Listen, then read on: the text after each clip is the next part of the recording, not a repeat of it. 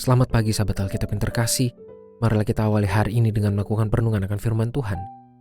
Bacaan Alkitab kita pada hari ini berasal dari kitab Zakaria pasal yang ke-9 ayat 11-14. Mengenai engkau, oleh karena darah perjanjianku dengan engkau, aku akan membebaskan orang-orangmu yang menjadi tahanan dari lubang yang tidak berair. Kembalilah ke kota bentengmu, hai para tahanan yang penuh harapan. Pada hari ini juga aku memberitahukan, aku akan memberi ganti kepadamu 2 kali lipat. Sebab aku melenturkan Yehuda bagiku sebagai busur dan mengisinya dengan Efraim. Aku mengayunkan anak-anakmu, hai Sion, terhadap anak-anakmu, hai negeri Yawan. Aku akan memakai engkau seperti pedang seorang pejuang.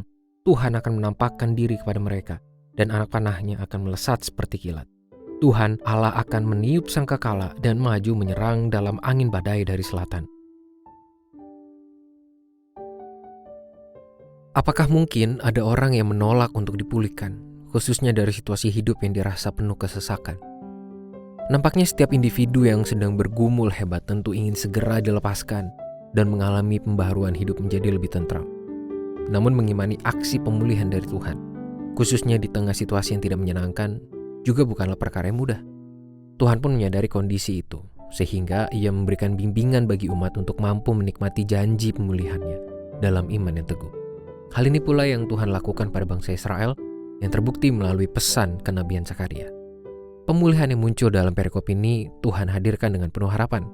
Ia tidak sekedar membebaskan mereka dari pembuangan, melainkan Tuhan sendirilah yang akan mentransformasi kondisi hidup mereka menyongsong masa depan. Bahkan Tuhan bermaksud untuk melipat gandakan segala yang mereka punya sebagai bentuk keseriusan pemulihan yang akan Ia hadirkan bagi umat. Tentu saja perkataan Tuhan ini menjadi sapaan penuh nilai yang membangkitkan semangat dan jiwa segenap bangsa Israel yang sedang merana menghadapi kenyataan pembuangan masa itu. Mereka yang tadinya lemah justru bergerak penuh daya. Mereka yang direndahkan dalam keterpurukan justru diangkat penuh martabat. Mereka yang merasa tanpa harap justru dibangkitkan penuh asa menyongsong hari depan. Semua itu Tuhan berikan bagi umat sebagai bentuk kasih-Nya yang tak terbatas. Sahabat Alkitab, perkataan Tuhan kita renungkan ini tidak berhenti pada bangsa Israel ribuan tahun yang lalu, melainkan juga terus menyapa hati setiap umat Tuhan yang sedang dipenuhi keluh kesah maupun lara akibat luka-luka kehidupan. Perkataan Tuhan yang berisikan rancangan pemulihan Tuhan ini pula yang sedang terbuka lebar bagi segenap individu yang bergumul berat untuk mengalami pembaruan hidup dari Tuhan.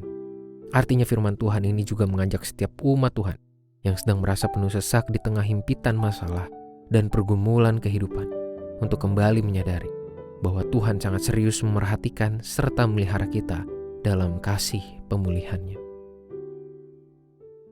Marilah kita berdoa.